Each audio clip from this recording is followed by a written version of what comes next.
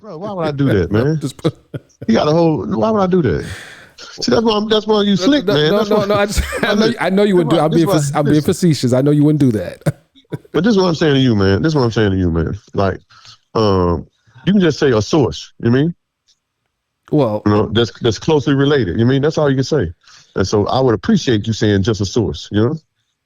And so I mean, because at the end of the day, this dude ain't got nobody fighting on his behalf. Nobody. You know what I mean? Mm-hmm. His lawyer is. Okay. Ain't got nobody fighting on his behalf. And you are. Yeah, I mean, I am behind the scenes. You know, I mean, it's the first time I spoke to somebody about it. But am I the first person you talked to?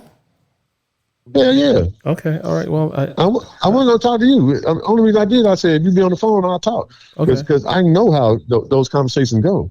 And you can say a source said. That's fine. But only thing I would like for people to do is wait for the report to come out. You know what I mean?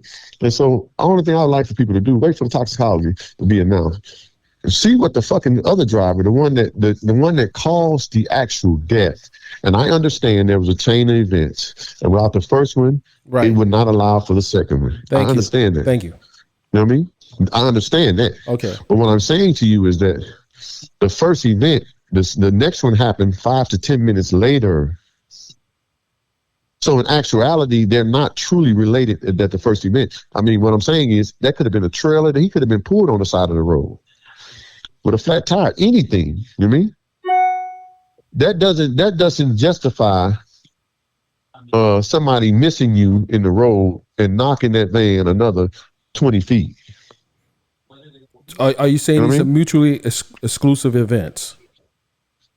They are in the sense that the first event happened. They weren't connected. Of course they're connected because one couldn't happen without the other. Right. Okay. But what I'm saying is one had already happened, and then 5 to 10 minutes later, the second one happened. The second one should have never happened. No way. Because if you're driving with your headlights on and you are awake and aware, who cannot see a vehicle half on the road, half off the road? Why I don't know if anyone asked this question, but why didn't he put any lights, or why weren't there any lights put in by he was dragging people out of the damn ass. Go look at that white lady that tell you the whole story on there. He was helping people. She said this guy was helping getting people out of the van. Ask the members that who helped you get out the van. Okay. You know what I mean? Ask them that. Who's helping you get out the van? Okay. You know what I mean? Mm-hmm. And so like nobody had, I mean, everybody's responding. You know what I mean? Everybody's responding to an incident. To an incident. Right. Right? And so everybody's trying to make sure everybody's okay. You understand what I'm saying? Okay. Now you can point fingers and say this, that, and the third, but that's what they're doing. You know? And so it's just that simple. And so the facts are going to be what the facts are because they already took his blood. You know what I mean? Mm-hmm. And so people making random statements of what they saw is going to be debunked. I mean, it don't matter now because once it's debunked, they go away and there's no consequences for it. You know what I mean? But when people have already reported on it, that's that man's name out there. Because it ain't like they it ain't like they saying the driver, they saying his whole damn name. You know what I mean? They putting his picture up. They making up stuff like he got a picture with P. Diddy. They talking about him and P. Diddy was best friends. And then he was go to the parties. I didn't see that picture. I didn't see that picture. That might be a good picture to lead with my story. I don't know. I'm not going to do that. Yeah, you know what? I mean, it was on his Instagram. I think he shut down his Instagram because they were taking pictures. He's in the industry. They were taking pictures. And matter of fact, we were in Vegas together when he took the picture with P. Diddy. I don't take pictures with celebrities. I got some that I like Eric Andre, who's a Jewish black guy, comedian. I did security for him. I took a picture with him, you know. But like, I don't really take pictures with him. Right, because you're security. Right.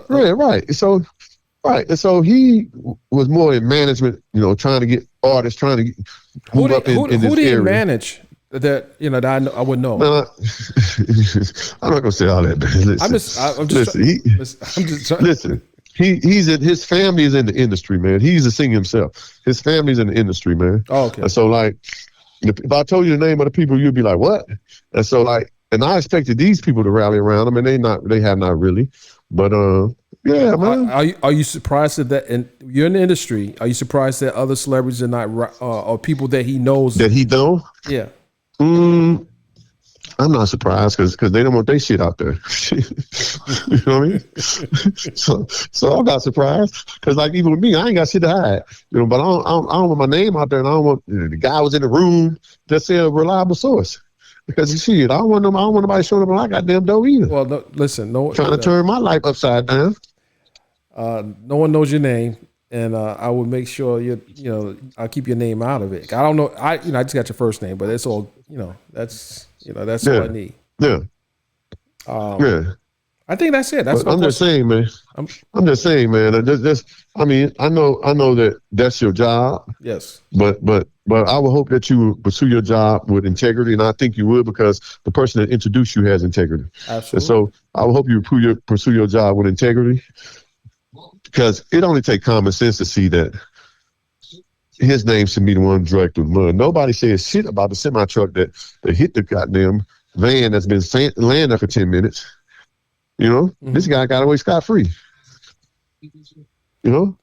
And I'm not saying drag his name through because who knows whether he fell asleep, whether he was drinking, and that's whether he just didn't see it. That's what I'm about to say. So it's almost like we're shifting the focus that people have already honed in on, and almost like putting, because the way I'm. This is what this is what I would ask you to do. Yes. And whether it is approached with integrity, mention it, but bring up she died from the second impact, and what was going on with a driver of a semi that he didn't see a big ass van. Well, that's going to be your quote. That is your quote. That's and that's a quote that's what you're. Your question that you're posing, and so that's your quote. Yeah, so like nobody's approaching it from that standpoint, Nobody.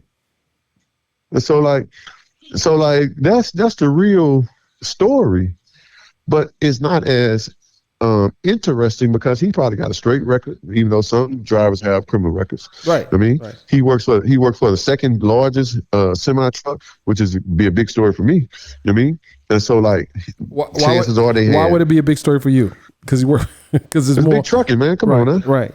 Okay. Come on, man. Listen, let me tell you something. Trucks cause more deaths.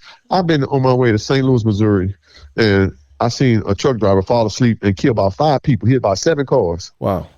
And this was like 5 p.m. And the cars were like little marshmallows compared to this truck. Almost hit me. And so trucks are dangerous, and that's why we have to hold truck drivers accountable. Right. You know what I mean? And they are required to drive a certain amount of hours and then pull over. That's right. Nobody talking about his ledger. Was it automatic ledger? Was it handwritten ledger?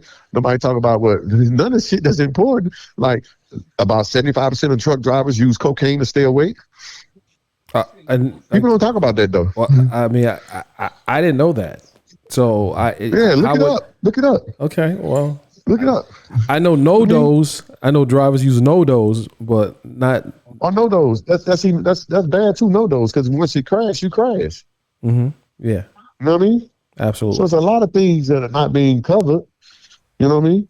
And so it's 4 something in the morning. I mean, most truckers don't start to 6. So was he driving all night? Most of them will pull over around that time and rest. I got 3 people I know that's in the trucking industry. My good friend of mine used to own a trucking company. And so like it's a lot of, and I'm not saying it's all the truckers' fault. I'm not saying that. It's a freak accident.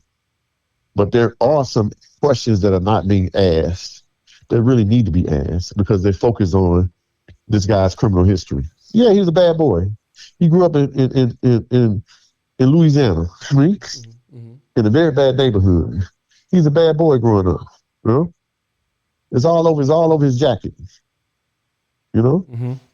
But that don't mean that he's at fault. Right. You know what I mean? Right. And so that don't mean that if you see me drinking some juice or whatever they drink, you know what I mean? He don't even drink.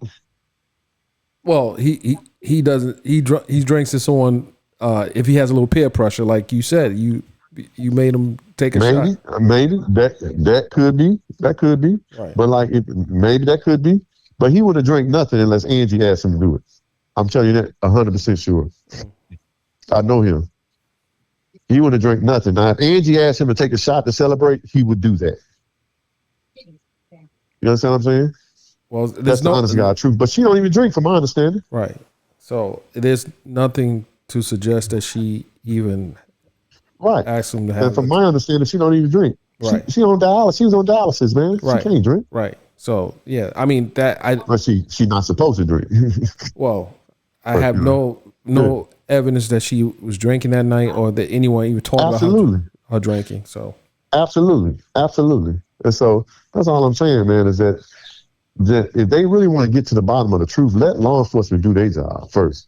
And second of all, ask the right questions about the second accident that really. So the guy that I told you about, I had a lot of respect for him because he came back and said, you know what, I apologize because I thought that she died in a single car accident and this guy was the driver.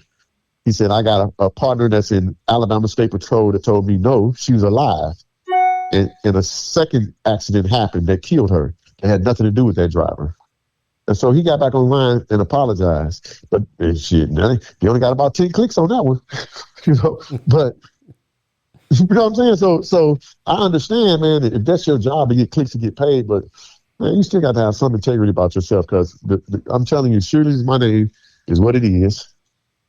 The roosters will come home, and when it's you and your ass is out in the wind and nobody's there to stand up for you, I mean, shit, then you know how it feels, And so for me, man, I don't give a fuck. I'm gonna stand up for people around me regardless. Okay. Especially when I know you got integrity. Right.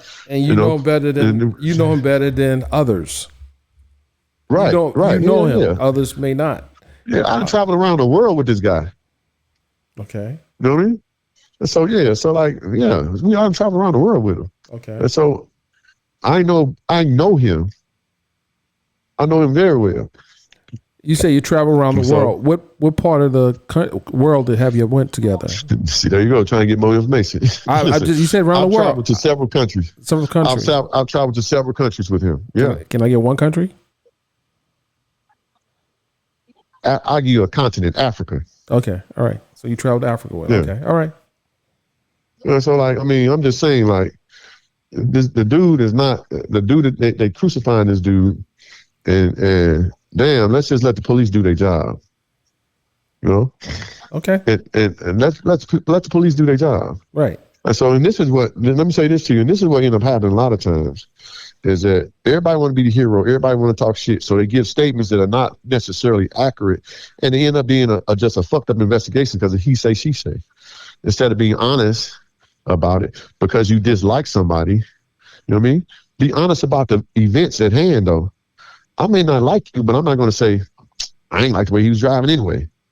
You know what I mean? So do you think that I don't like you? Let me ask you a question. Do you think that other occupants in that vehicle are not being straightforward or forthright in their? I know one is particular, but I know one is particular, but I don't want to go into that. I know one is particular because I read what he put some stuff online and all that. I'm like, okay, but no, I think they should stay their ass offline too, because all that shit gonna come back when the truth of the matter come out. All that shit gonna come back, and your integrity gonna be shot. At the end of the day, a lot of people are looking at this as a payday. They looking at it as a payday. And so that's unfortunate, but it's true. And we're going to end it on that note. Thank you everyone for listening to the part 3 of a 3-part interview I conducted with the friend of the driver who drove Angie Stone on the night of her passing. Please make sure you like, subscribe, and share this interview, and follow us on our official website at hiphopinquirer.com. Thank you.